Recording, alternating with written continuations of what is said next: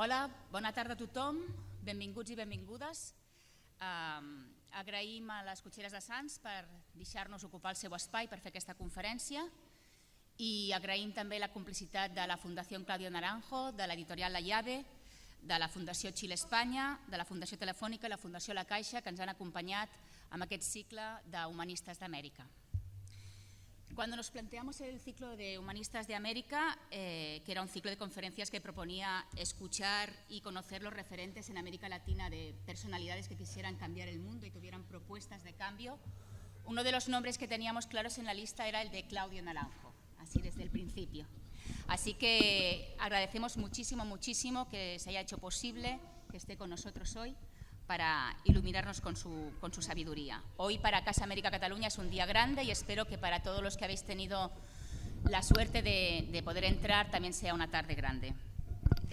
Hace bastante tiempo que Claudio Naranjo viene hablándonos de la única revolución posible que nos queda por hacer, que es la revolución de las conciencias.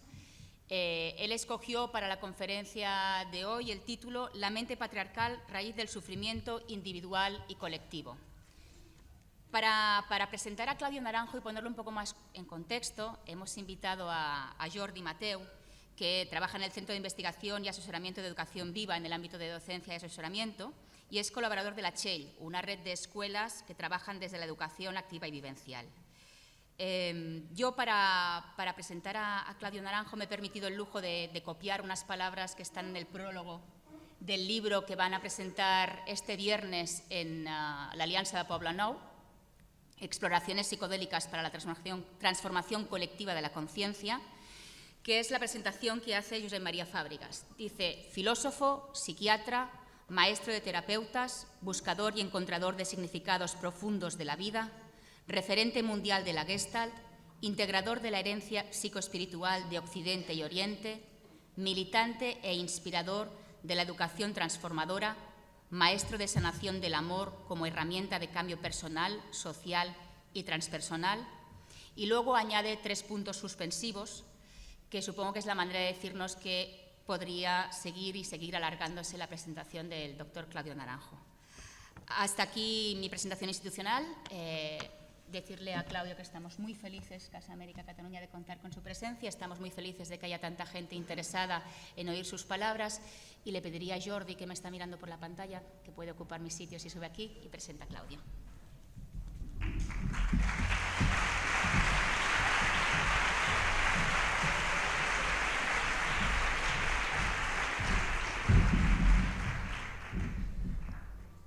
Bueno, es un honor para mí estar aquí esta tarde-noche. Seré muy breve para poder escuchar a Claudio, que es el que deseamos todas y todos. Me han pedido que introduzca la conferencia desde el ámbito de lo que está ocurriendo actualmente en el mundo educativo. Vivimos un momento de cambio en los sistemas educativos en muchos países y también aquí en España y en Cataluña. Yo creo que cada vez hay más familias, más educadores, más escuelas que están incorporando innovaciones dentro de los espacios educativos, homologados y no homologados. Yo creo que hay varias razones que explican este movimiento. Se dan transformaciones a muchos niveles en la sociedad, a nivel ambiental, en la medicina, en la espiritualidad, en las físicas, en la química, etc. Y todo esto lleva a que las personas vayan edificando unas sensibilidades y unas identidades diferentes que chocan con un sistema educativo todavía muy convencional. Vivimos un momento de emergencia de muchísimas alternativas que gracias a las tecnologías de la información están impactando muchas personas. Estamos pues en ese momento de cambio. Se escuchan muchos adjetivos en el mundo educativo: escuela lenta, escuela consciente, escuelas despiertas, pedagogía sistémica, comunidades de aprendizaje, educación libre, educación viva, educación holística, muchas innovaciones. Yo creo que algunas personas se plantean que las prácticas pedagógicas en las escuelas no corresponden o no siguen los principios de las neurociencias, de las físicas, y por tanto se plantean innovaciones educativas en el ámbito de la pedagogía. Se sustituyen los libros de textos por computadoras. En vez de trabajar con unidades didácticas, se trabaja con proyectos. Se incorpora la educación emocional, etc. Para algunas personas el cambio pues consiste en modificar las prácticas pedagógicas para que estén más centradas en los alumnos. Otras personas se plantean también incorporar otras dimensiones de la personalidad dentro de lo que son los currícula y las vivencias escolares, la educación emocional, el yoga, la meditación, etc. Para mí, como profesional y como persona, una de las contribuciones que yo recibí de alguno de los libros de Claudio fue esta mirada hacia algo más profundo. Cambiar la educación para cambiar el mundo. Para cambiar la educación, las personas tenemos que estar en esos procesos de cambio que implica un proceso de autoconocimiento y un proceso de conexión con la eseidad, con la esencia. Recuerdo de uno de tus libros, Claudio, creo que es Carácter y Neurosis, una frase que para mí en ese momento fue muy significativa, que decía algo así como la neurosis y el sufrimiento humano proviene de que las personas hemos perdido la conexión con nuestra eseidad, con nuestra esencia, y al sentir ese vacío y esa ansiedad, esto nos lleva a construir personajes y a meternos en los líos que nos metemos. Bien, yo me gustaría abrir la conferencia dando la palabra a Claudio, reconociendo lo que para mí han sido dos contribuciones fundamentales, que es, por una parte, todo ese trabajo en el campo de la psicoterapia de Gestalt y esa profundización y esa estructuración que ha permitido a muchas personas y a muchos educadores ahondar en ese proceso de autoconocimiento y de sanación. Y por otra parte, el desarrollo de ese programa de crecimiento especialmente para educadores, el SAT para educadores, un programa que ha permitido también ese proceso de autoconocimiento y también el desarrollo de la conexión con esa esencia. Sin decir nada más, muchísimas gracias. Gracias.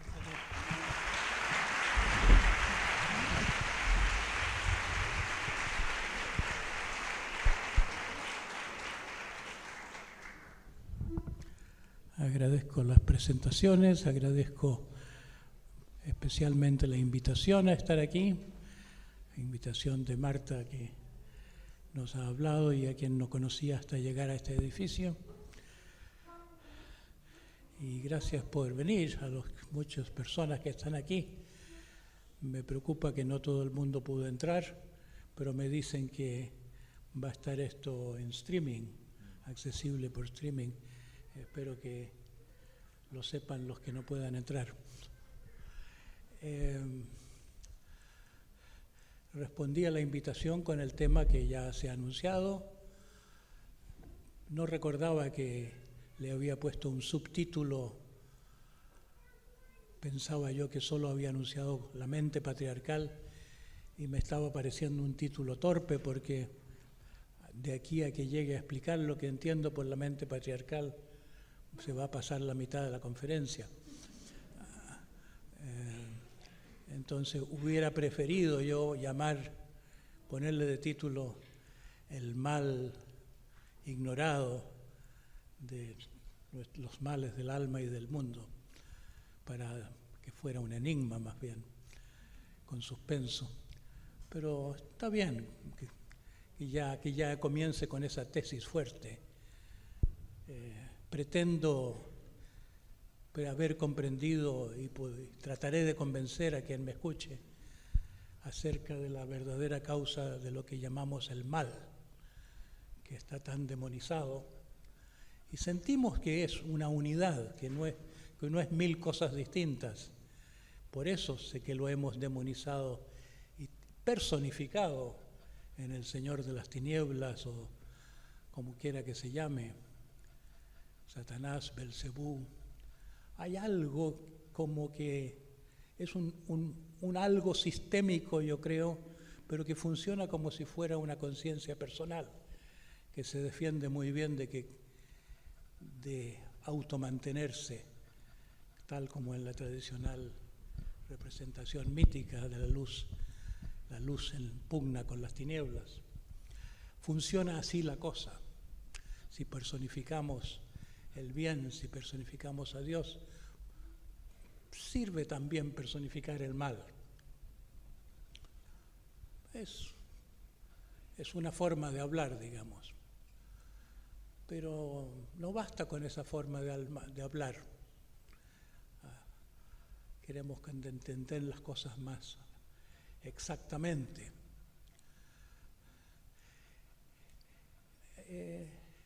Con decir la mente patriarcal quiero decir algo así como ese espíritu que se traspasa de una generación a la otra a través de la crianza, a través de la educación, a través de la cultura misma, y que es como el huevo a la gallina. El problema es el orden patriarcal, el patriarcado se solía llamar. Es un orden que tampoco no es tan simple de definir. A veces se define implícitamente como la autoridad violenta. Pero no es solo autoridad violenta, es una autoridad violenta que va de la mano a una falta de cuidado, a una represión del aspecto materno de la naturaleza humana, tanto en el individuo como en lo social. Un descuido del cuidado. Y sobre todo se perpetúa este espíritu a través de una especie de soberbia de que los humanos somos algo superior a la naturaleza, que estamos en pugna con la naturaleza, nos enorgullecemos de nuestro dominio sobre la naturaleza, que es un dominio explotador, que no tiene las características de esa relación que tienen los así llamados primitivos con la naturaleza, que viven en sintonía, que cuidan la naturaleza como a una madre, que no la explotan, sino que auspician el cultivo. Es varias cosas el patriarcado, es un complejo patriarcal. Y tiene que ver tanto con la civilización que podemos simplemente decir que patriarcado es civilización. Tenemos diversas civilizaciones, hemos tenido muchas civilizaciones, empezaron siendo 7 las civilizaciones clásicas, una la egipcia, otra la babilonia, otra la que surgió en China, a las orillas del Yangtze, otra la mesoamericana, otra la sudamericana, ¿cuál me está faltando? La cretense, no sé cuál se me quedó en el tintero, pero en fin es un fenómeno curioso que nacieron las civilizaciones en distintas partes del mundo, más o menos al mismo tiempo, como si la Tierra hubiera recibido esporas de un hongo nuevo. Surgieron con características muy distintas. La India, la civilización del Indus, o la civilización previa a la civilización del Indus, una civilización misteriosa que desapareció.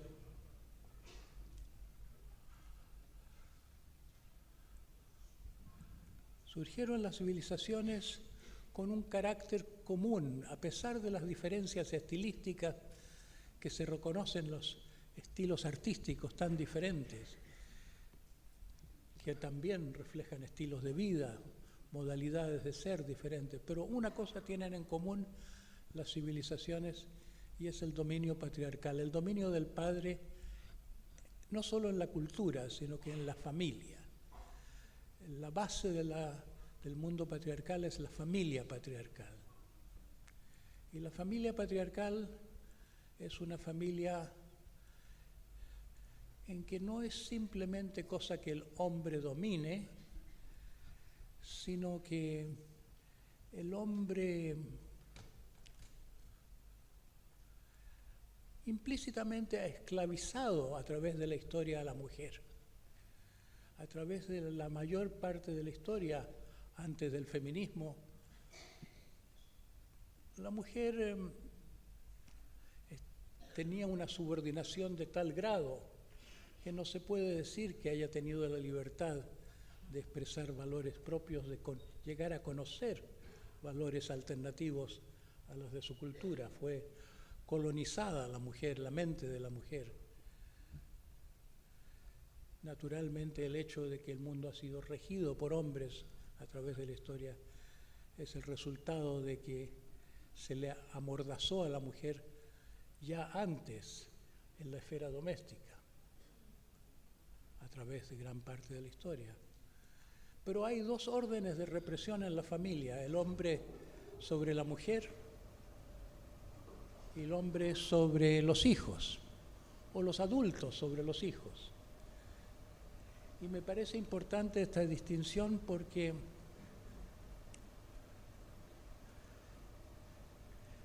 como propondré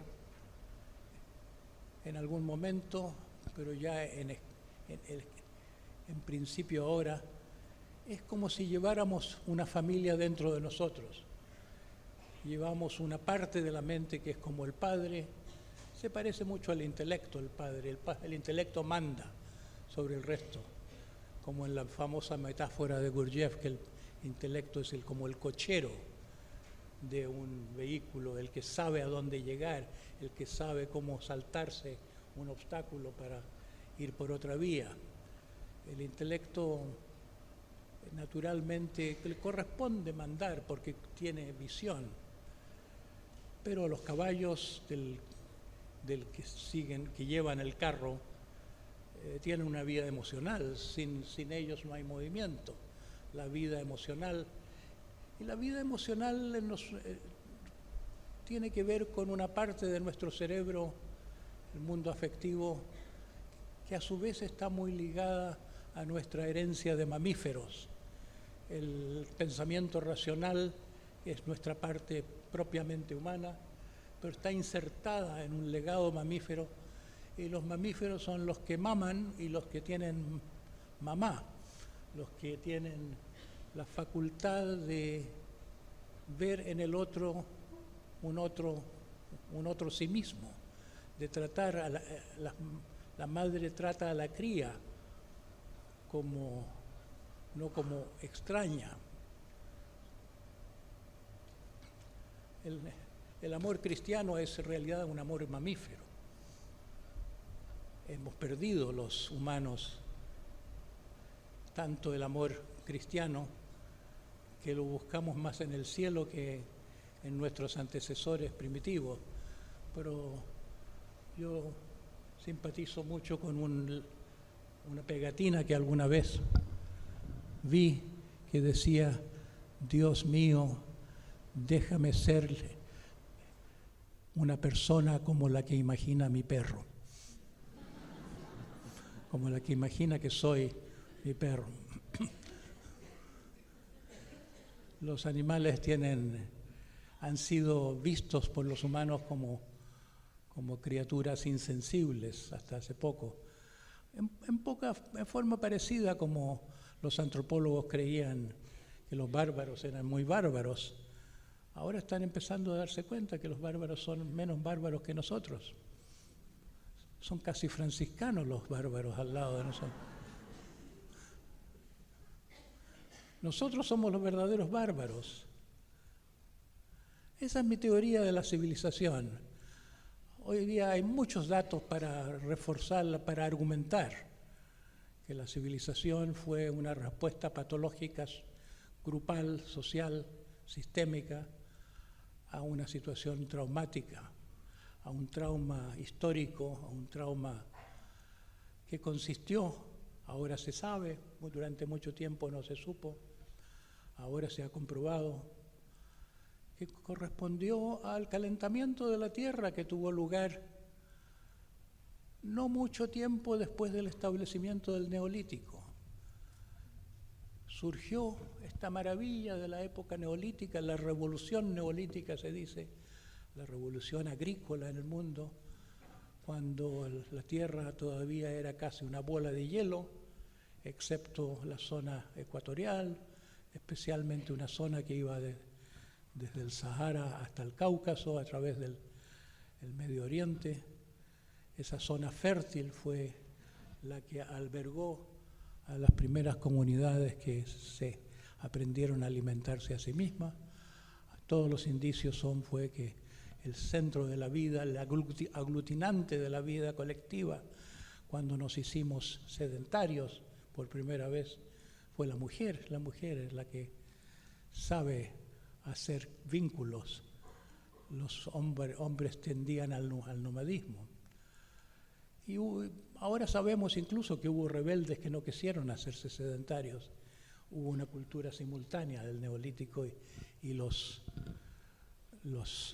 rebeldes nómades, individualistas, podríamos decir, más guerreros. Surgió una cultura de la colaboración, una cultura que ahora se ha llamado matrística, porque la palabra matriarcal se vio hace mucho tiempo que no era adecuada. No es que la alternativa al mando masculino sea el mando femenino. El mando tiene mucho que ver con la testosterona. A las mujeres no les interesa tanto mandar, sino que lo que les interesa es otra forma de vida. Es la cultura matrística es una cultura tribal más que jerárquica, en que el mando está en la comunidad, lo que Engels llamó el comunismo primitivo, una cultura en que todavía no ha surgido la idea de que la tierra le pertenezca a los humanos, sino que los humanos le pertenecen a la tierra.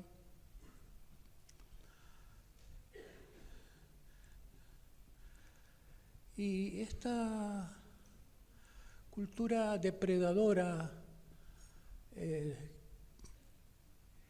que tanto conocemos a través del cine con tantas migraciones que ha habido, empezó cuando se acabó el Neolítico.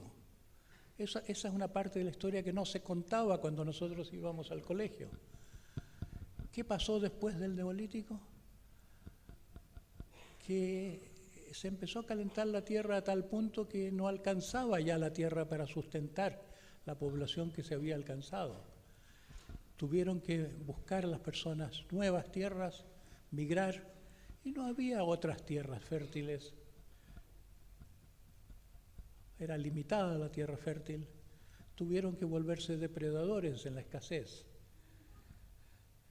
Entonces empezaron a ser predadores de las culturas que habían surgido anteriormente en torno a los grandes ríos. Las primeras civilizaciones, que fueron civilizaciones bastante buenas en su origen, civilizaciones muy nobles, civilizaciones muy sabias, pero se produjo en cierto momento una caída de la calidad de la civilización por la influencia de estos bárbaros que llegaban y que conquistaban y que tomaban el poder. En Egipto, en Babilonia, es más conocida la historia que en otras partes. Empezó esta necesidad de sobrevivir a través de la violencia a ser parte del problema del mundo.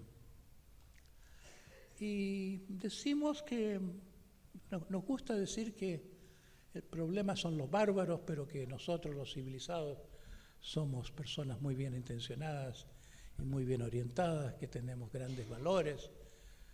Y no se reconoce, yo creo, suficientemente que, como decía Joseph Conrad, la civilización cuando se la mira de cerca no es tan bella.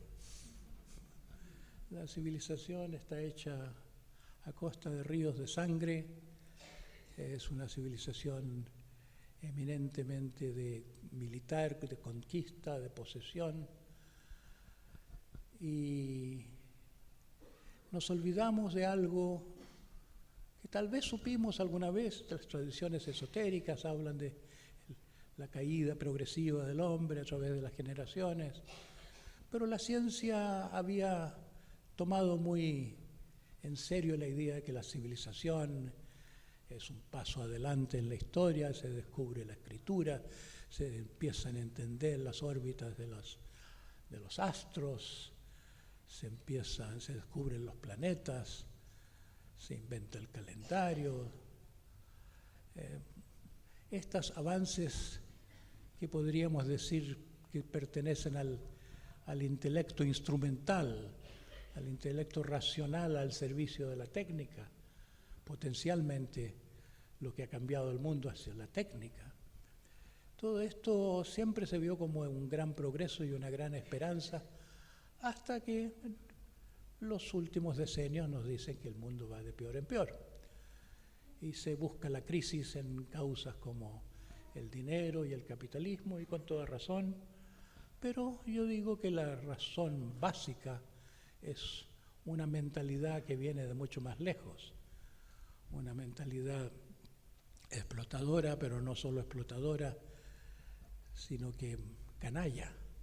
Somos canallas que nos olvidamos que no nos conocemos lo suficientemente a nosotros mismos para reconocer nuestro egoísmo predador, nuestro espíritu de aves de rapiña. Solo en los grandes fenómenos sociales se nota eso, se nota en el estado del mundo, se nota en la economía canalla, pero no, parece que es nebuloso de dónde salen todos estos problemas cuando nosotros somos tan buenos. Yo creo que tenía razón al decir Freud que éramos todos parricidas y caníbales. Nuestro canibalismo ya no es tan primitivo como cortarle la cabeza a los demás y comerse sus extremidades. Lo hacemos de otra manera, más sutil, pero más efectiva y más masiva.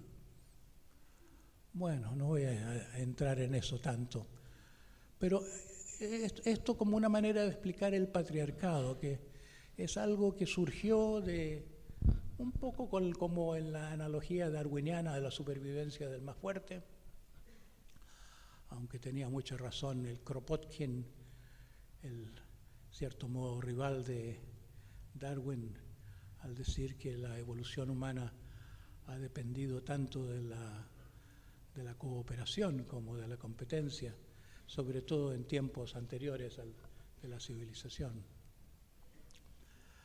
Bueno, digo que mi punto de partida es decir que hemos idealizado mucho la civilización, somos los hijos de los bárbaros, somos los verdaderos bárbaros que culpabilizan al que está un poco más allá y decimos, esos son los bárbaros.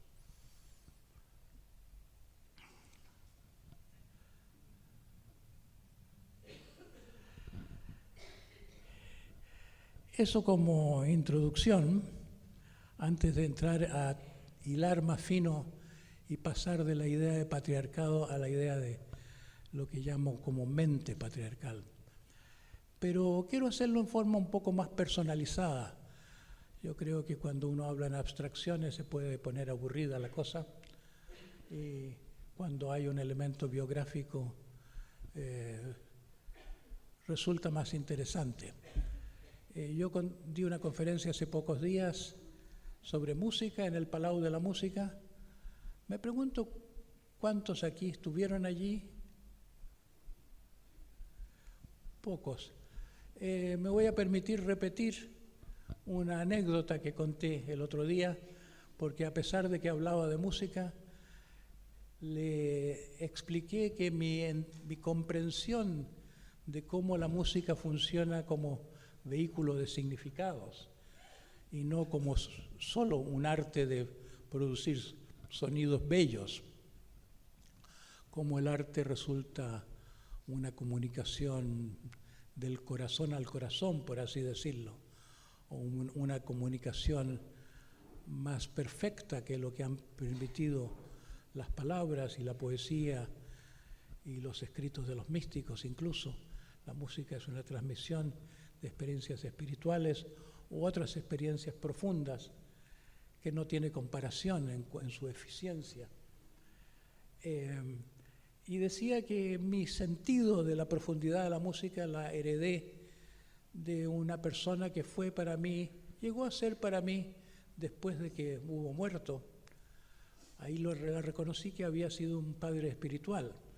Esas cosas que se reconoce con la distancia del tiempo, más que en el momento en que está ocurriendo. Fue un amigo, fue mi mejor amigo, pero un amigo que podría haber sido mi abuelo desde el punto de vista de la diferencia de edades. Era un escultor chileno bastante conocido, el más célebre de los escultores chilenos, aunque se habla poco de él ahora, pero están varios monumentos suyos en la capital de Chile, en Santiago. Y dio el caso de que mi madre tenía un ambiente donde se reunían muchos artistas y él visitaba de vez en cuando esta casa de mi madre cuando yo era un niño, me vio crecer, nunca hablé con él, yo era el chico que no hablaba con los grandes, yo era un niño muy tímido además, así que de vez en cuando pasaba y decía buenos días o buenas noches. Pero en virtud de que su rostro me era familiar y que él me reconocía a mí, nos encontramos en un parque en Santiago durante mi último año de colegio, y fue lo más importante que me pasó durante esa época del final del colegio y durante toda mi vida escolar, encontrarme con él. Y fue un encuentro que conté brevemente el otro día, en que me dijo, hola Claudio, y yo como niño tímido no sabía qué decirle. Cuéntame algo de ti, ¿cómo estás? Y yo no sabía responder a esa pregunta, tuve que pasar muchos decenios para llegar a saber cómo estaba yo.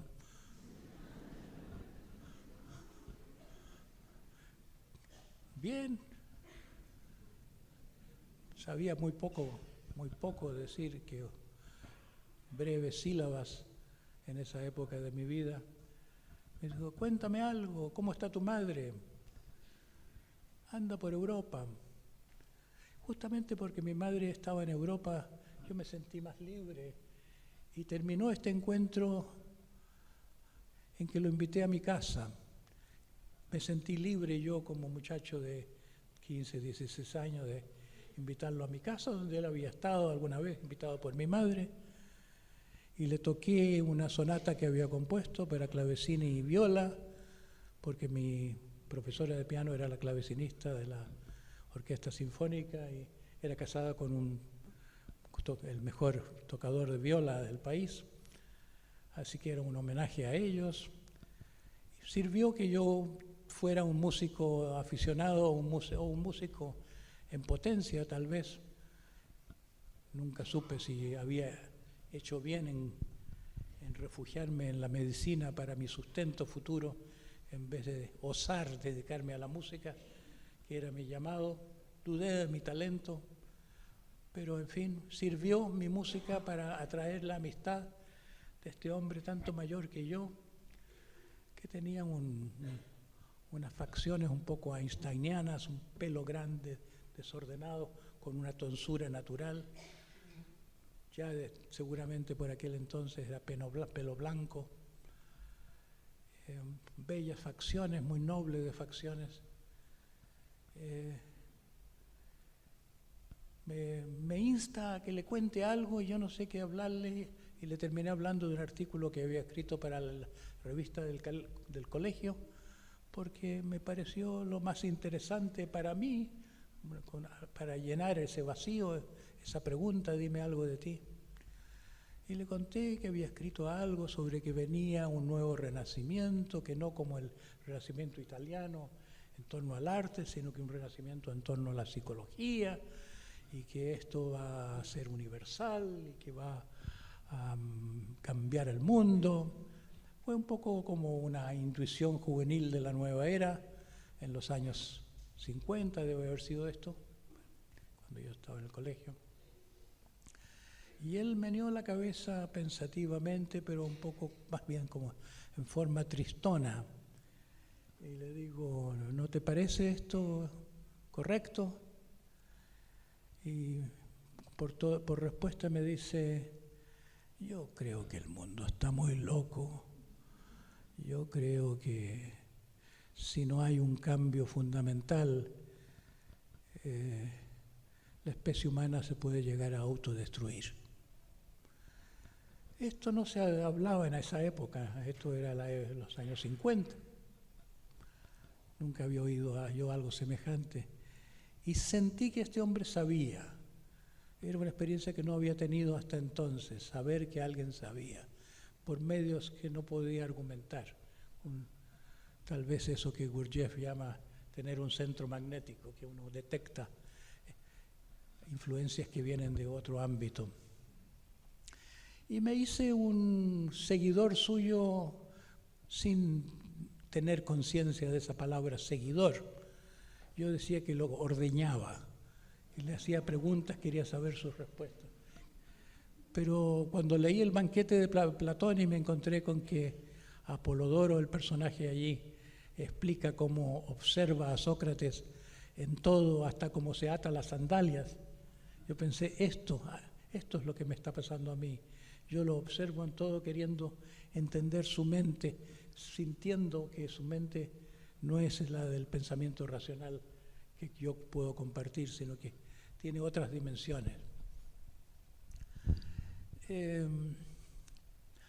Empezó una amistad con esta persona, y en esta amistad uno de los temas era el patriarcado, porque fue él, hoy lo puedo decir a plena conciencia, que fue el primer crítico del patriarcado, el primero que en denunciar el patriarcado como el problema fundamental del mundo. Este es un tema que hoy es compartido por mucha gente, porque el feminismo que empezó a hacer la crítica del patriarcado, por mucho tiempo se ocupó de un asunto de justicia para las mujeres, un problema de injusticia social que no reconocía que el patriarcado no es solamente un mal para las mujeres, es un mal para todos, es un mal para los niños, y de ahí que un mal para todos. Fue Riane Eisler la persona que dio el paso, estando muy al tanto de los datos arqueológicos y lo que se iba publicando.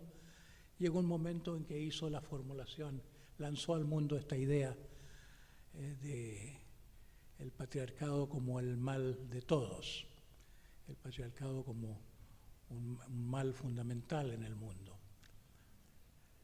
Pero yo fui expuesto a esta idea de decenios antes, cuando salía del colegio, cuando tenía yo unos 17 años, tal vez, 16, 17 años. Así que llevo mucho tiempo con este tema. Yo en ese tiempo tenía intereses marxistas, incluso asistía a reuniones del Partido Comunista Juvenil en Chile. Y mi amigo, que se llamaba, creo que no he dicho el nombre de todo esto, Totila Alberts, de quien he escrito en mi libro Cantos del Despertar, sobre las grandes epopeyas. Escribí sobre su obra poética. Mi amigo no esperaba nada del estalinismo, y veía que el movimiento soviético era un movimiento patriarcal más, otro movimiento patriarcal eminentemente. Pero teníamos un amigo común que era Pablo Neruda, vecino a cuya casa vivía yo y que era amigo muy cercano de mi padre. Que Neruda y mi padre habían sido líderes conjuntamente cuando se fundó la Federación de Estudiantes en Chile. Así que teníamos este amigo muy estalinista, hasta creo que le dieron el premio Stalin. No sé si le dieron el premio Nobel, ya no me acuerdo.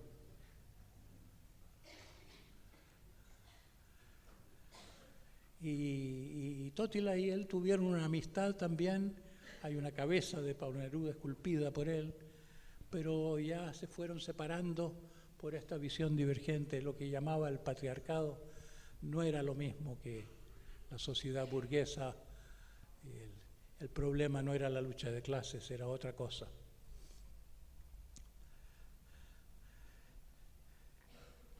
Pero yo era mucho más joven que este amigo mío. Cuando yo tenía 17 años, él debe haber estado a los fines de los 50. Nuestra amistad, durante nuestra amistad, él estaba en sus 60 y tantos. Él debe haber muerto cuando yo tenía 34, algo así. Yo sentía que lo entendía muy apenas. Él había hecho un gran recorrido interno, él había hecho el así llamado viaje del héroe, con descenso a los infiernos y todo, con una muerte en vida, por eso había escrito una epopeya al son de las epopeyas clásicas, porque conocía ese proceso interno. Pero un día, al llegar a la puerta de su casa, al despedirme, cuando yo ya en esa época no salía caminando conmigo, encaminándome a mi casa, porque en Santiago caminábamos a veces distancias largas, caminando, conversando, pero él ya había tenido una hemiplegia, no podía caminar tanto o caminaba con compañía, así que últimamente me estaba despidiendo en la puerta cuando yo lo visitaba, y esta vez me dice: adiós, Totila. Y yo quedé un poco perplejo, pensé, ¿será el daño orgánico cerebral asociado a la parálisis? Se ha confundido. Y él percibió mi confusión, mi vacilación, y me dice: no, yo me voy y ahora a ti te toca ser Totila. Y yo le digo: me gustaría, pero yo apenas entiendo las cosas que tú dices. Tú hablas el mensaje de los tres, pero yo trato de entender con mi intelecto y no puedo decir que entiendo cuando tú dices que estamos hechos de tres principios cósmicos e individuales que están hasta en la estructura del embrión y que se manifiestan como tres personas interiores. Puedo pensar como cosa interesante, pero no lo he hecho mío ese conocimiento. ¿Y qué hablar desde el proceso de morir para volver a renacer? Yo soy un amateur espiritual, anhelante, interesado, pero muy limitado. Y me dijo: solo te falta una cosa y esa no tienes que buscarla porque desgraciadamente te llegará por sí sola. El sufrimiento. Y te llegará a los 37 años. Y al día siguiente se murió. O al día siguiente tuvo una embolía mesentérica que lo llevó al hospital y sobrevivió en estado límite, 2-3 días, así que siempre que lo vi, después de eso estaba intubado por todas partes del cuerpo, con falla renal. Siempre me preguntaba, como la primera vez: ¿y qué me cuentas, Claudio? A ver, cuéntame algo. ¿Y qué le cuenta uno a una persona en ese estado? Qué admirablemente generoso en querer saber de mí. Pero ¿qué puedo contar yo que tenga un peso ante uno que se está muriendo, se está despidiendo? Me sentía muy torpe. Pero desde el tiempo que ha pasado, bueno, en primer lugar se cumplió que a los 37 años murió mi hijo de 11 años, que no me hubiera podido imaginar. Fue el golpe más doloroso de mi vida. No me había dado cuenta yo de que tuviera que ver esto con su profecía hasta que pasado un mes. Yo lloraba todos los días. Nada me había tocado tan profundamente nunca. Y de repente dejo el espacio donde estaba mi mujer hospitalizada, porque estaba en el mismo auto que se desbarrancó. Me vine a la casa, me encontré solo y ahí me doy cuenta. Tengo 37 años. Y de alguna manera la coincidencia de esa profecía me fue como un elemento de que algo sabía este Totila Albert, como un elemento más de fe. Me mandó un maestro espiritual a un retiro en el norte de Chile, en el desierto, que me cambió la vida desde entonces, porque todo lo que he enseñado hasta ahora me viene de yo diría, una iluminación pasajera que tuve entonces. Creía yo haber llegado al fin del camino, pero había llegado solo a lo que podría llamar el monte Sinaí de mi vida, después del cual vino un largo desierto. Pero durante los años de luz que tuve después de esa experiencia, entendí muchas cosas, tuve capacidad de ayudar, y empezó esto que hoy en día se llama el programa SAT, que ha tenido muchas evoluciones y que está sirviendo a mucha gente, y creo que es lo mejor que he conocido para llevar a una persona a una transformación en forma eficiente, algún día financiable incluso, si se quisiera aplicar a la educación, porque mi respuesta a la alternativa a la educación no es tanto que se enseñe esto o que se enseñe aquello, sino que se forme de otra manera a los educadores, que se forme a los educadores para ser personas completas y felices y con el corazón lleno puedan tener ganas de dar y algo que dar. Así que yo he hecho un largo recorrido desde entonces, desde mi juventud inepta, movido por una esperanza de algún día poder aportar a esta visión en la que siempre continué creyendo. Y he tenido muchos maestros en el mundo sufi, en el mundo tibetano, y muchas ayudas, y he aspirado intensamente, he hecho muchos esfuerzos, y me siento en un momento de la vida en que estoy como empezando. No he llegado a la estatura de mi amigo, y no diría maestro porque él nunca quiso ese rol de maestro. Él me reprochaba que tú me miras hacia arriba y yo te lo acepto porque sé que miras a través de mí, pero no estaría bien que me miraras arriba a mí. Esa era la actitud, siempre como un amigo, más un hermano que otra cosa. Así que no siento que haya llegado a la altura de él, ni siento que haya llegado al fin de mi camino, pero me siento muy cerquita, y mi maestro me dice que ya me falta poco. Tengo un maestro tibetano, un gran maestro, y le creo cosas que me dice como que ya he terminado la obra de esta vida. Difícil de creérselo uno. Veo más bien lo que me falta por hacer que otra cosa, pero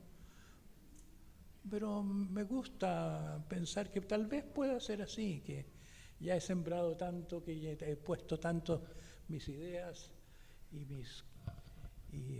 mi energía en la transformación de otros, que puede ser que haya echado a rodar algo que termine haciendo verdadero, haciendo eficiente el mensaje de esta persona, a quien siempre vi como un profeta no reconocido en su tierra, pero un profeta con un solo discípulo que tal vez baste, tal vez en esta infusión que hizo él de su conciencia en mí, a través del tiempo que lo conocí, esté todavía actuando sobre el mundo. Entonces, ¿qué he hecho con su legado? Naturalmente, he seguido adelante con ayudar a la comunidad a darse cuenta de la importancia del tema de lo patriarcal. Ya no es tan novedoso esto del tema patriarcal, pero siempre me toca, a menudo, a cada rato me toca mostrar que el tema que quieren que trate es una manifestación del tema del patriarcado. Ahora me tienen invitado a Gorizia, en el límite de Italia con Eslovenia, a hablar de conflictos religiosos. Y mi conferencia será que los conflictos religiosos no son sobre si hay un Dios o muchos, o si sobre la Trinidad, o sobre otras formas, o si Dios es padre o madre, o si quién es el profeta. Los conflictos religiosos derivan de que cada religión tiene la pretensión de ser la mejor y la superior y la única verdadera. ¿Y qué es eso sino que el espíritu patriarcal, el espíritu hegemónico, el espíritu de conquista? Están todas las religiones contaminadas del mismo mal de la sociedad, del mundo civilizado. Así que por una parte sigo queriendo hacer ver que el patriarcado no termina de reconocerse como el mal fundamental del mundo. Yo fui parte del Club de Roma, una asociación nacida del interés en la problemática mundial, pero los del Club Roma dicen que la problemática es una problemática compleja, multifacética, que no hay un centro. Y mi convicción es de sí, que hay una raíz, pero esa raíz no se la ve, no se la identifica. Y es algo así como una defensa de que el mundo patriarcal a reconocer su mal. Los antropólogos no quieren hablar de la cultura matrística como una realidad, aunque hay mucha evidencia que, por lo menos en el mundo del Mediterráneo, parece que el escenario de la gran guerra de Troya fue simplemente el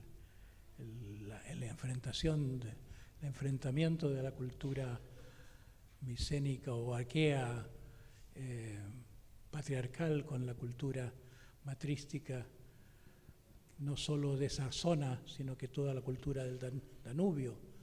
En la guerra de Troya lucharon las amazonas, por ejemplo. Aquiles famosamente mata y viola a una de las amazonas, a la reina de las amazonas, como un hecho heroico que la cultura griega ensalza.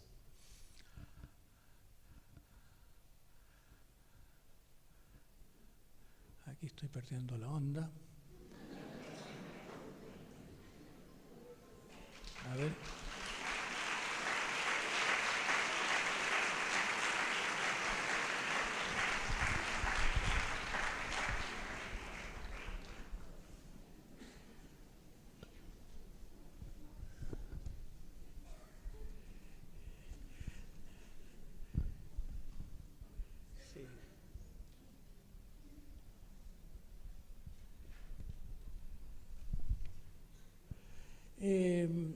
Totila Albert tenía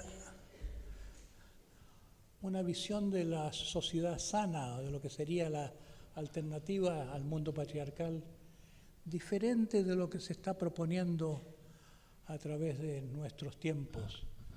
Hay los que hablan de la dicotomía del mundo patrístico y el mundo matrístico, anhelan una vuelta al orden matrístico generalmente, al orden del igualitarismo, al orden tribal, al orden democrático, como si eso fuera la solución. Pero parece que históricamente el salto que dimos de lo matrístico a a lo patrístico no fue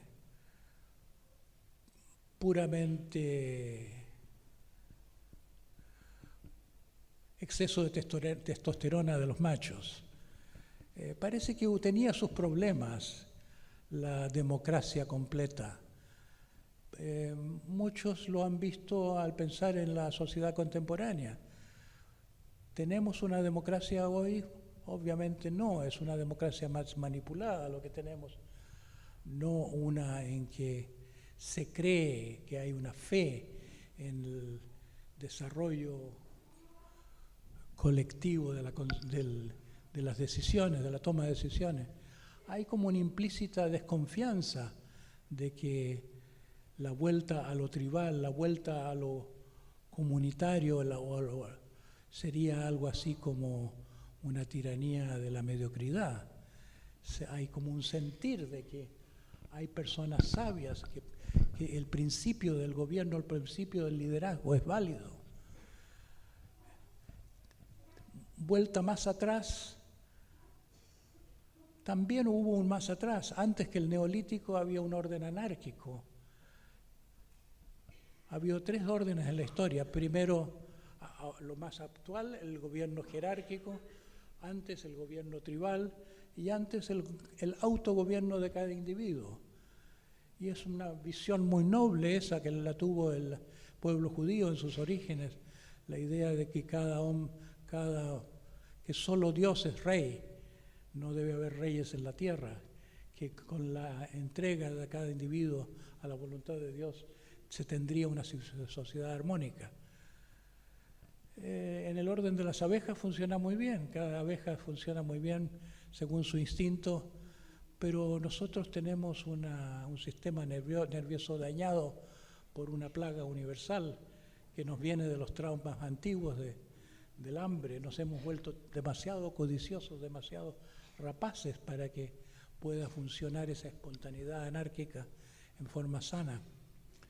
Entonces, a mí me parece que es cierta la visión que Totila Albert proponía de que tiene que hacer un equilibrio entre el padre, la madre y el hijo. El gobierno anárquico primitivo era como el hijo el que domina, el hijo que no obedece a los padres, que no obedece ni a la comunidad ni obedece al gobierno central. Después tuvimos el gobierno matrístico, naturalmente, y luego el patrístico. Y cada uno de esos tiene sus deformaciones, sus vicios. Parece que se necesitara un equilibrio de padre, madre e hijo, y que para que haya un equilibrio social de ese tipo de valores, es muy difícil de concebir que eso ocurra como fenómeno político. Tendría que ser acompañado como una integración íntima, una integración de la calidad de conciencia del ser humano aislado. Es lo que la política ha descuidado en general. La política se ha confiado de sus actividades de poder manipulativas, pero no ha confiado en que pueda la conciencia ser lo fundamental, aunque es una idea muy antigua. Licurgo, el fundador de la más antigua de las culturas griegas, se supone que somos los herederos de los griegos ante todo. Licurgo, que se fue a formar en Egipto para poder ser un buen legislador y líder, fue inspirado toda su vida por la convicción de que para tener una sociedad feliz se necesita individuos virtuosos. Yo creo que esa es una idea muy válida. Es como si la sociedad pudiera llegar a ser un gran cerebro si el individuo aislado pudiera ser una neurona que funciona. Pero no llegamos a ser neuronas que funcionen. Estamos programados para hacer otra cosa, estamos como poseídos por un mal que los cristianos llamaron el pecado original, como una plaga que va de generación en generación. Yo diría que lo que estoy llamando la mente patriarcal es el pecado original reinterpretado. Yo diría el pecado original es un acto de violencia contra la naturaleza humana que comenzó por la criminalización del instinto. Comenzó por decir, el principio del deber debe estar por encima del principio del placer. Nadie se le ha ocurrido todavía criticar a los árboles que tengan tropismos como que echen raíces, que saben encontrar el agua, o que sepan darse vuelta a las flores para encontrar el sol. Pero cuando se trata de un ser humano, se nos educa para decir, no confíes en tus impulsos. Cuando si yo decía a mi madre que no me gustaba el zapallo, me decía, no se supone que debes comer lo que te gusta, sino lo que hay. No me acuerdo cómo lo decía, pero me lograba convencerme cuando yo era chico, que no tuviera deseos egoístas, caprichos particulares. El instinto es muy sabio, el instinto es un gran bien sin el cual nos volvemos enfermos mentales.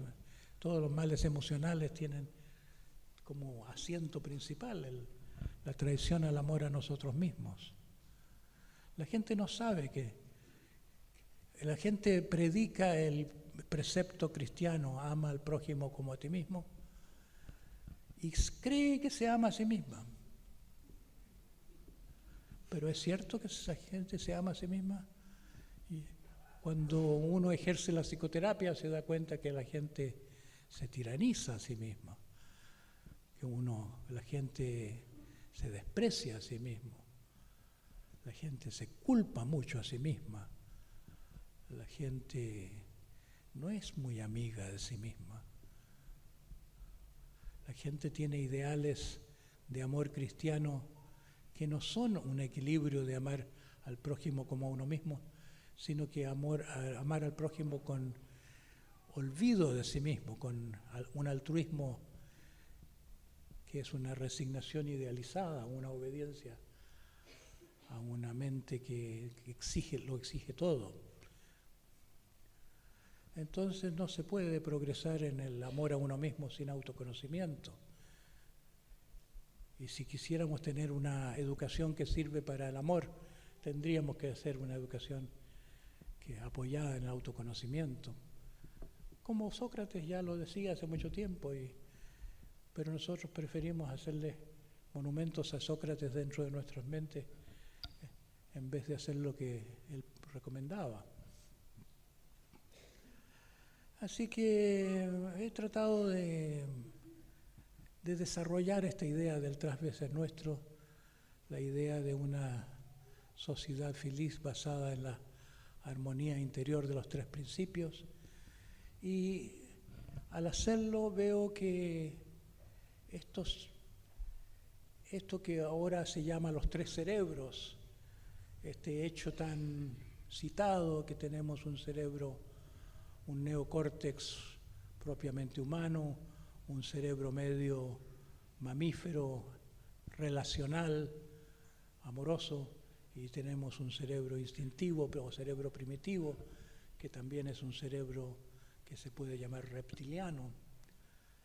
Eso no es un buen nombre de tres facultades, que son las facultades reconocidas por la psicología a través de toda su historia: el intelecto, la emoción, el instinto, que es el principio guía de la acción, cuando la acción no está guiada por el intelecto o por el sentido de comunidad y de los vínculos. Pero es un nombre, tal vez mejor nombre es el que Totila Albert le daba a estos principios, al decir es que son como tres personas dentro de nosotros mismos. Es como si el intelecto no es solo intelecto, no es máquina de calcular solamente, es uno que tiene el mando. Y como si la vida emocional no es solamente vida emocional, hay algo como si fuera la persona de la madre, el aspecto materno de nosotros. Y es como si el cerebro instintivo, que es aquello que fuimos y seguimos siendo más allá de la impronta de la cultura, es el niño interior. Y yo he usado mucho este concepto del niño interior a través de toda mi vida terapéutica, Y me he interesado mucho en la unificación de esta familia interior, en que normalmente la acción represiva del intelecto se ejerce sobre la vida instintiva hasta el punto de estrangularla, y sobre la vida emocional, en primer lugar desconociéndola, pero en resultado final termina siendo una especie de eclipse generalizado del amor. Queremos amar, somos una civilización cristiana, hemos sido por siglos cristianos muy esforzados en llegar a amar. ¿Y por qué no lo logramos?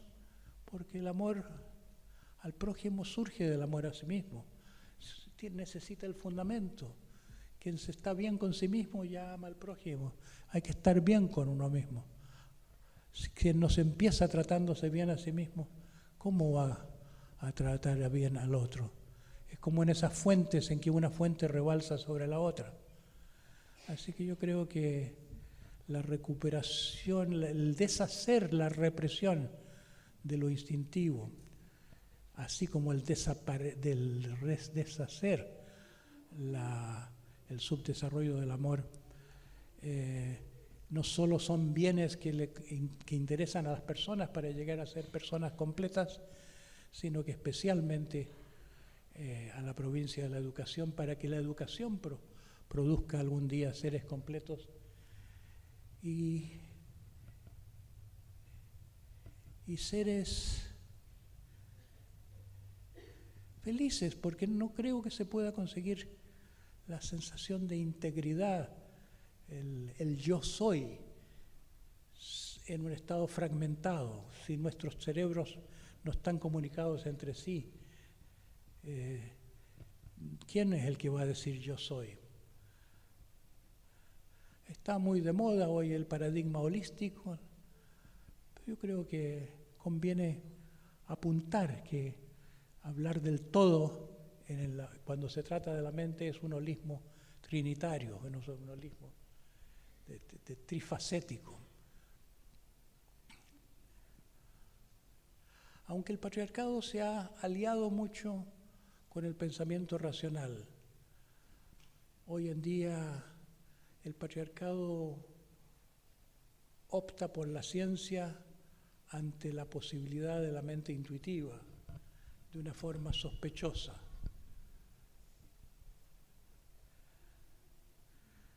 Muchas veces he citado un libro de un escocés, a ver si me acuerdo su nombre, no me estoy acordando. Hay un libro que es el mejor estudio sintético sobre las investigaciones que se han hecho sobre hemisferio izquierdo y hemisferio derecho. Tenemos un cerebro siniestro, racional, y un cerebro destro, intuitivo. Y este autor le pone como título a su estudio, a síntesis del saber acumulado hasta ahora experimentalmente, le puso como título, a ver si me acuerdo,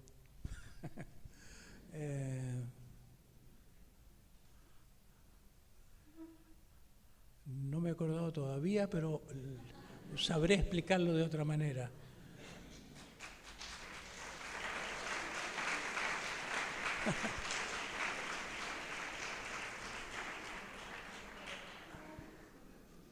Yo debía empezar a preparar mis conferencias de acuerdo a mi nivel de vejez incompetente. Debía tomar notas de detalles. Dice este hombre que Nietzsche, que en alguna parte escribe, nunca me gustaría mucho saber dónde. A mí me atrae mucho Nietzsche, pero no lo he leído, sino que por aquí y por allá, más allá del Zaratustra. Dice Nietzsche que cuenta la parábola de un rey muy sabio que tuvo tanto éxito en su gobierno que se iba expandiendo su territorio más y más. Y llegó el momento en que ya no podía saber lo que ocurría en todos los límites de un territorio tan amplio. Necesitó un representante que viajara a las distintas zonas limítrofes y que se pusiera en contacto con él, que lo tuviera informado. Y llegó un momento en que este representante del rey, que empezó a vestir la túnica del rey para tener el símbolo de que era su representante, como la prolongación del rey, empezó a sentirse que él sabía más que el rey, porque él tenía todos los detalles, todas las situaciones. Y empezó a desoír al rey, a tomarse el mando, y no me acuerdo cómo sigue tampoco la parábola, pero para los usos de esta explicación, me parece muy válido que tenemos un cerebro sabio y un cerebro astuto. El cerebro racional, instrumental, tecnológico, es un cerebro astuto básicamente. Sabe calcular muy bien, pero no es un cerebro sabio.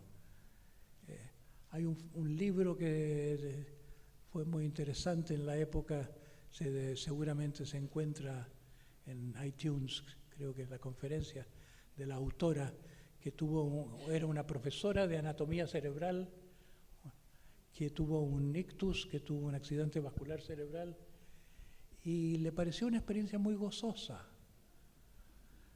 pero se dio cuenta que estaba teniendo un derrame cerebral, que estaba creciendo, se daba cuenta por los síntomas, cómo iba expandiéndose neurológicamente la afección, y comprendió la urgencia de llamar por teléfono y cómo acceder a los números de teléfono, cómo recordar los teléfonos. Y fue una lucha desesperada, pero al mismo tiempo con demasiada paciencia.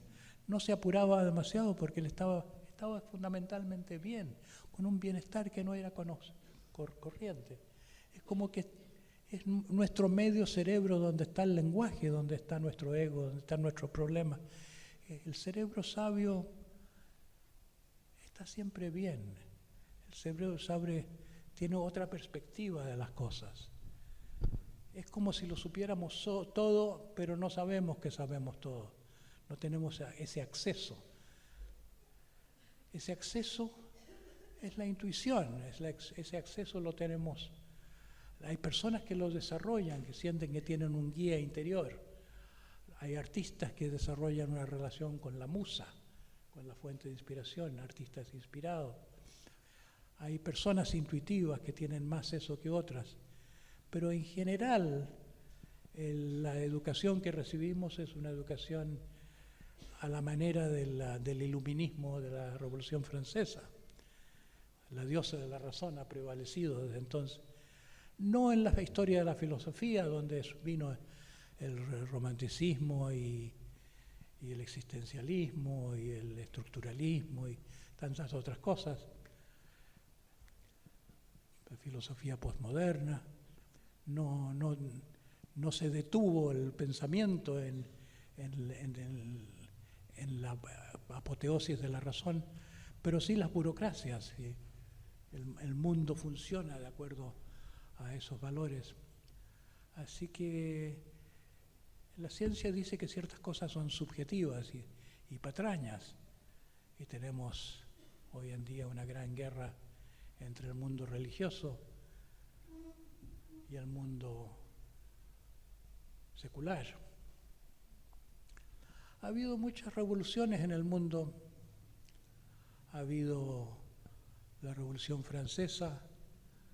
¿Qué podemos decir? Que algo hizo al terminar con las aristocracias y el nivel de privilegios de reyes y padres de la patria en aquella época.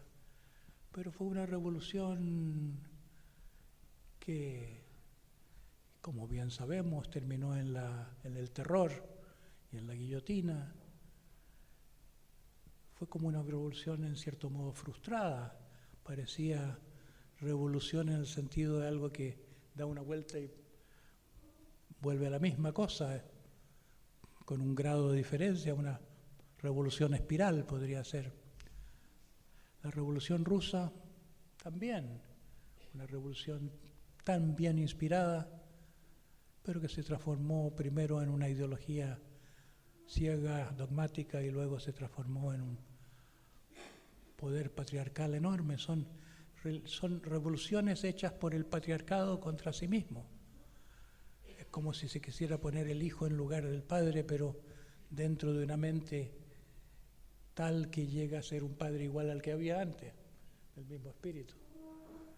Yo diría que hoy el mundo islámico también quiere combatir la barbarie del mundo occidental, un mundo que se percibe como sin los valores de una orientación hacia el espíritu, pero es una contaminación fanática la que hace imposible el entendimiento. Hay una pretensión implícita de que ese Dios tiene que ser el que anunciado por ese profeta.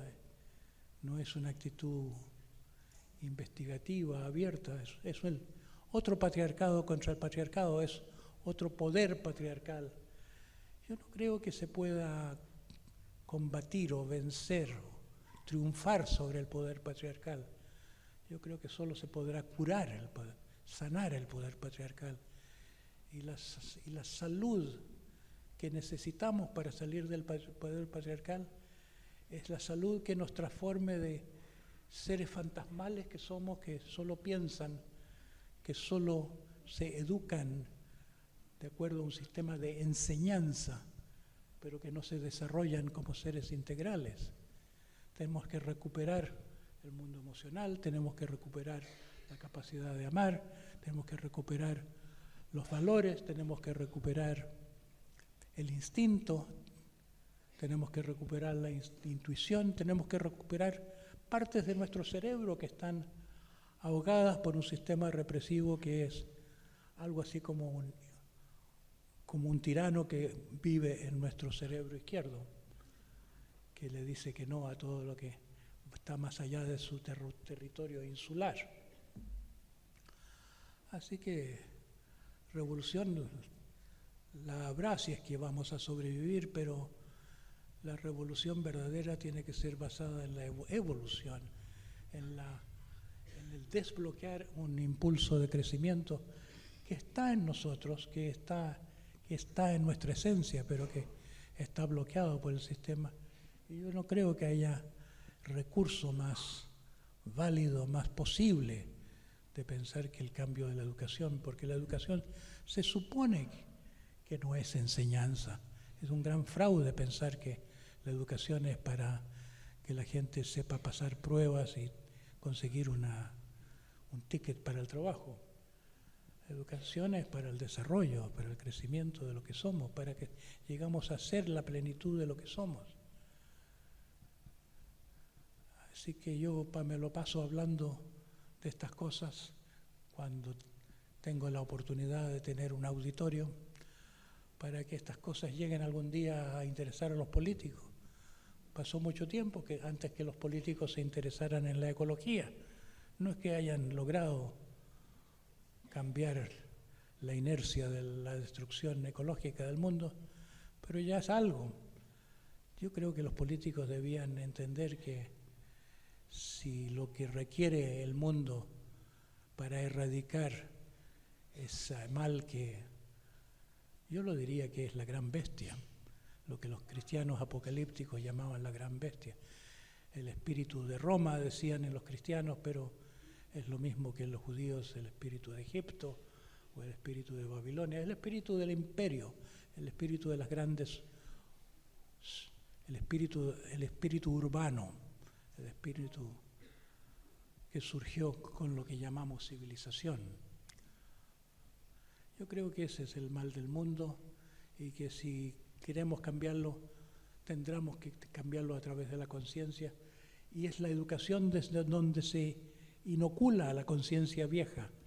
La educación está sirviendo para la perpetuación de una manera de pensar, una manera de ser que ya nos es obsoleta y destructiva. La cosa es transformar la educación patriarcal en una educación sanadora, en una educación para el desarrollo personal y que coincidirá con una educación para la evolución social. Y creo que he terminado mi conferencia.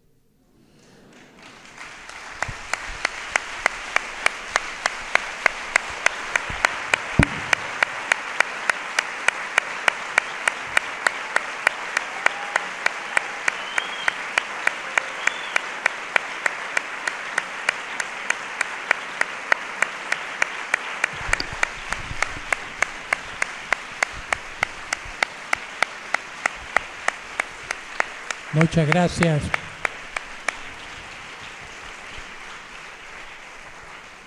Yo no tengo idea del tiempo que ha pasado y si hay tiempo para preguntas. Sí, lo hay, sí. Sí que hay tiempo. Deseas que pregunte yo. Deseas que pregunte.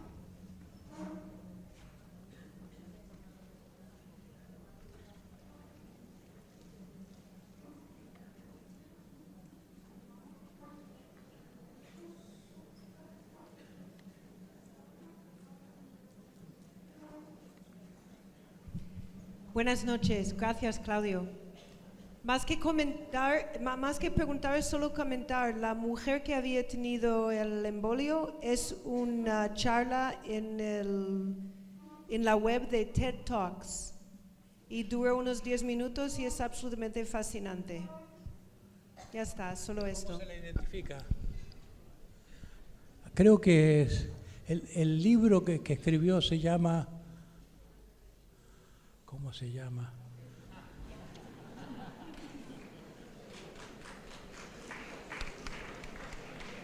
Era un nombre muy interesante.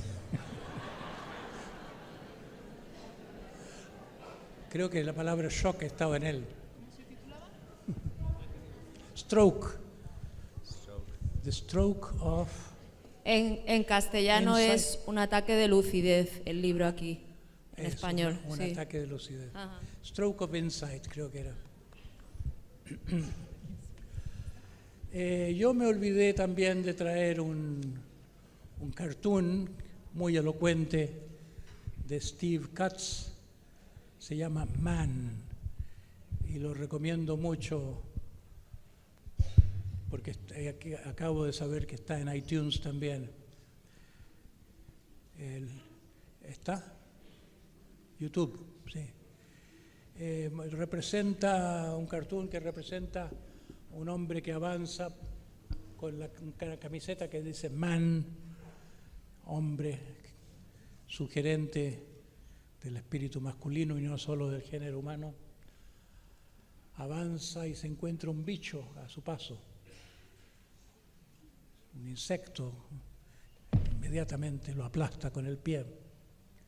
Avanza un poco más y surgen dos culebras, serpientes, y en un 2x3 las descuera y se las pone como botas y sigue caminando.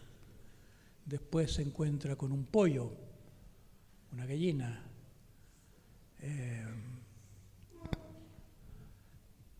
lo transforma en una pelota, lo infla, le aplica una insuflación, lo transforma en una pelota, juega un poco con la pelota, después la echa en un desgrasador, sigue avanzando, viene un cordero, le dispara al cordero, le corta las patas, se encuentra con un elefante, en un 2x3 transforma los colmillos del elefante en las teclas de un piano y se pone a tocar la melodía que ha acompañado el cartoon hasta ahora, siempre el paso triunfal del hombre, con paso glorioso por el mundo.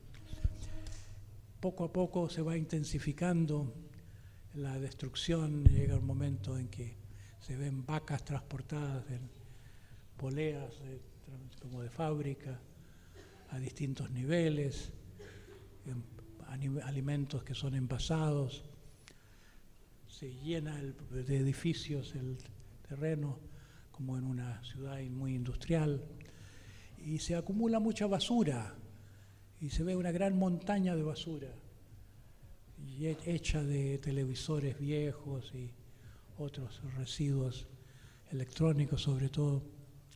Y el hombre sube a esta montaña, llega a la cima de la montaña, hay una silla allí y ahí se instala a fumar un cigarro hasta que vienen unos marcianos en una nave espacial, unos UFOs, y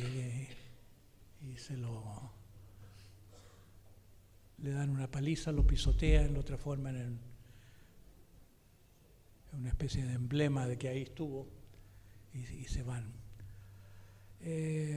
Cuando uno ve esa tira cómica, es un buen retrato de eso que podría ser el espíritu de la civilización, o el espíritu de conquista, el espíritu hegemónico, el espíritu que, si uno se pregunta en qué consiste, no es solamente espíritu de conquista, sino que es una ausencia de muchas cosas. No hay sentido del bien común, no hay sensibilidad, no hay vínculos afectivos.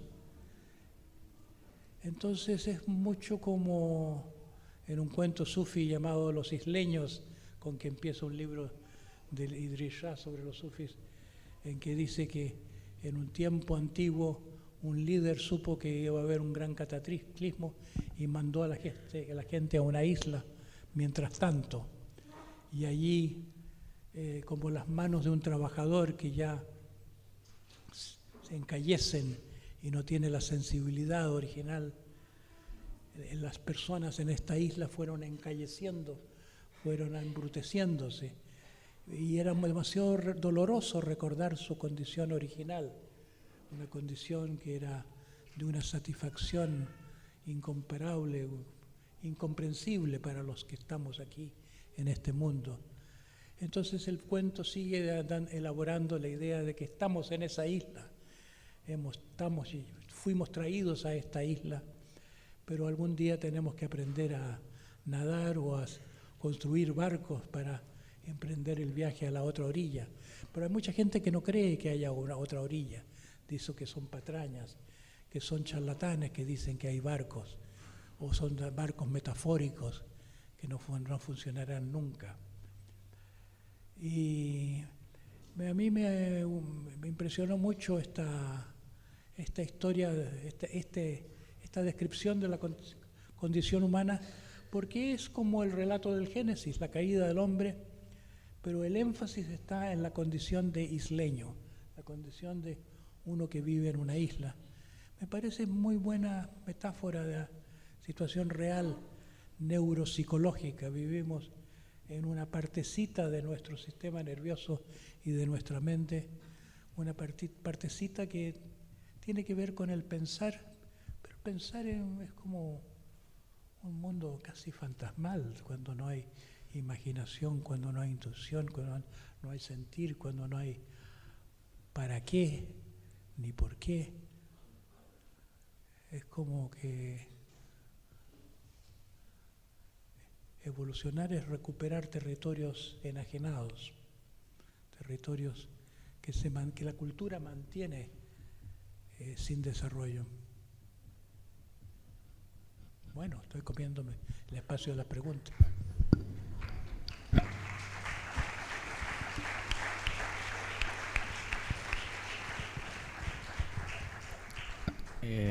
Hola, aquí, Claudio. Bueno, me llamo David. Sí, me llamo David y primero quiero aclarar que estoy nervioso porque desde que me he despertado esta mañana solo he hablado con 5 personas, más o menos, y creo que voy a hablar con 1000 ahora, ¿no? Así que disculparme esta reacción. Dejando claro esto, bueno, muchas gracias por su charla, gracias a Telefónica y a la Caixa, que no son nada patriarcales, ¿no? Y nos han permitido estas charlas sobre el patriarcado, muy interesante. Que me ha interesado mucho su charla como persona mayor, con una vida, ¿no? Una trayectoria que yo a usted no lo conocía personalmente, pero bueno, como una sabiduría que viene de Chile también, un lugar que admiro. Y me he dejado llevar por su historia y me he puesto a pensar y me he puesto a imaginar. Y me gustaría hablar y quizás puedo acabar pecando como producto del patriarcado y como hombre que soy, ¿no? Pero quiero quizá que se me entienda más como niño que quiero ser y que quiero seguir siendo. La historia que usted ha contado con su amigo en Chile, es que estoy más cómodo sentado, en verdad, pero bueno.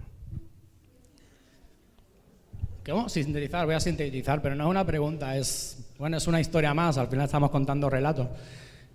Me gustaría hacer como una especie de adivinanza y contarle una cosa que yo he pensado y que he imaginado y que como niño y como un poco artista que me siento, quiero hacerle llegar desde mi intuición. Usted pensaba que su maestro era un maestro y él le decía que no. Y no entendía por qué su maestro siempre le preguntaba cosas quería que le contara, ¿no? Como, ¿qué me cuentas, niño? ¿Qué me cuentas? Yo pienso que su maestro pensaba que usted era el maestro, porque su maestro era una persona adulta que no quería olvidar lo que era un niño. Y pienso que eso también es lo que tenemos que pensar con la educación, ¿no?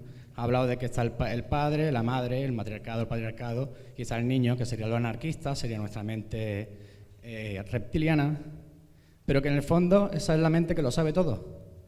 Entonces, ¿por qué hay que amaestrar a ese niño si el niño ya lo sabe todo?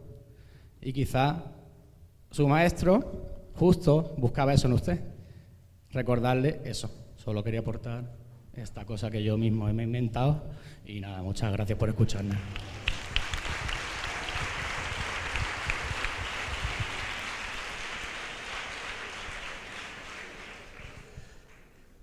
Es cierto que debemos nosotros los adultos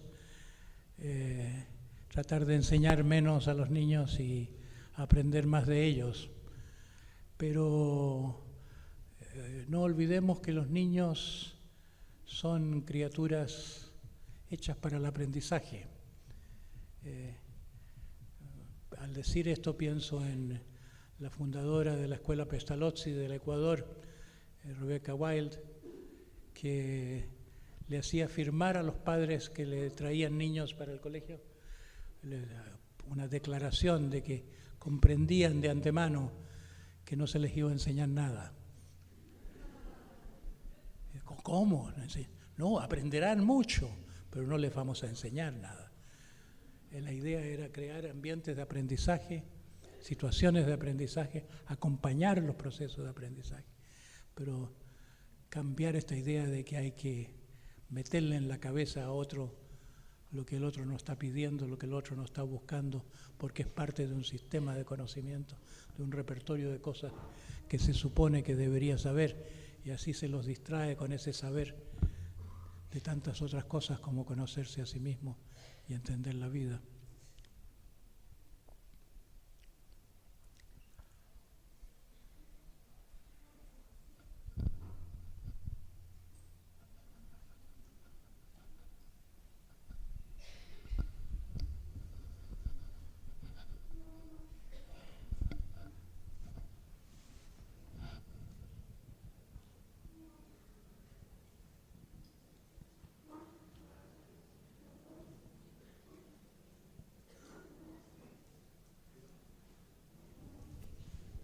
Hola, buenas noches, muchas gracias por su conferencia, señor Claudio.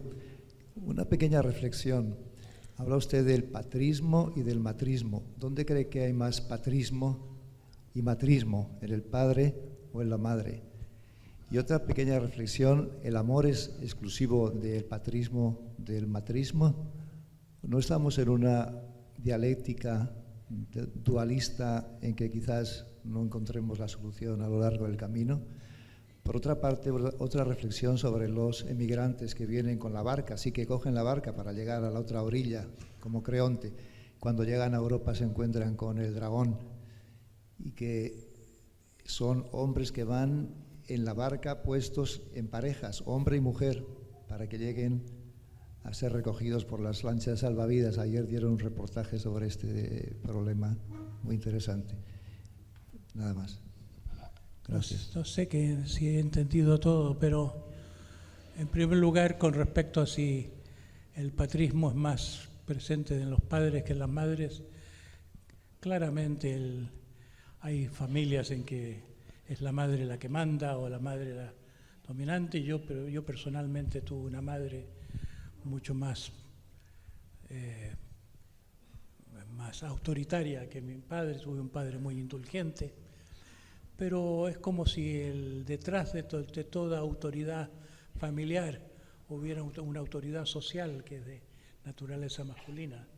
El carácter masculino del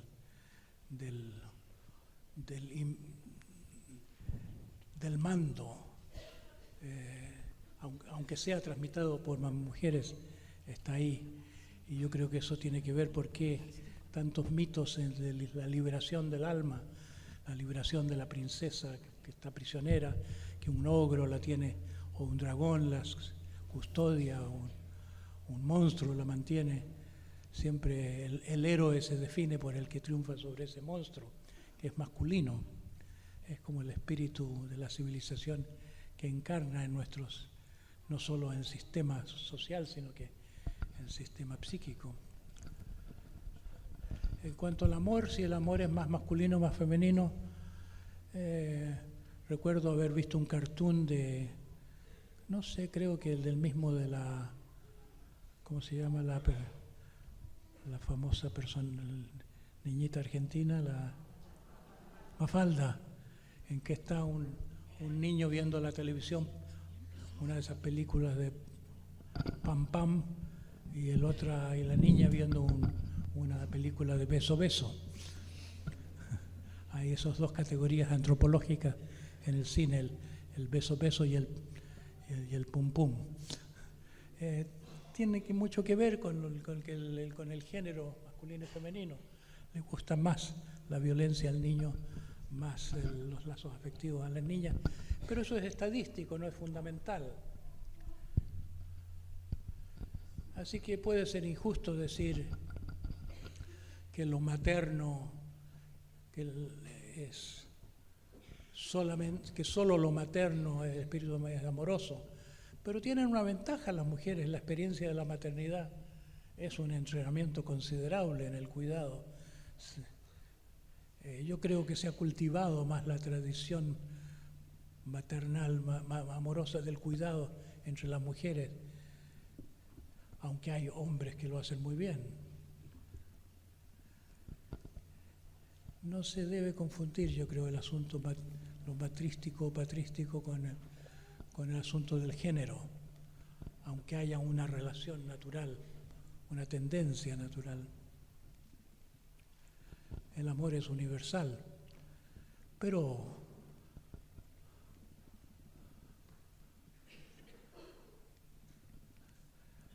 ¿quién inventó el amor? Yo creo que los mamíferos inventaron el amor.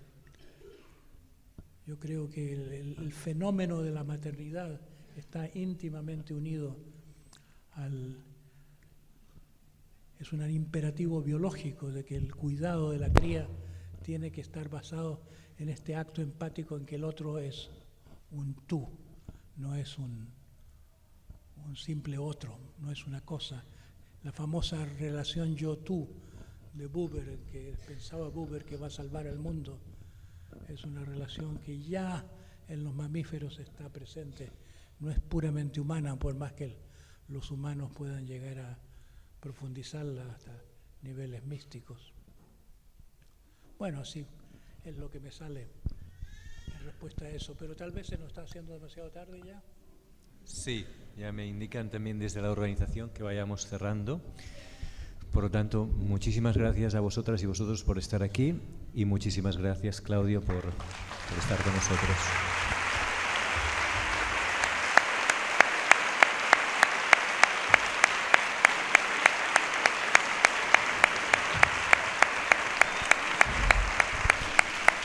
Muchas gracias a ustedes. Me siento muy bien recibido.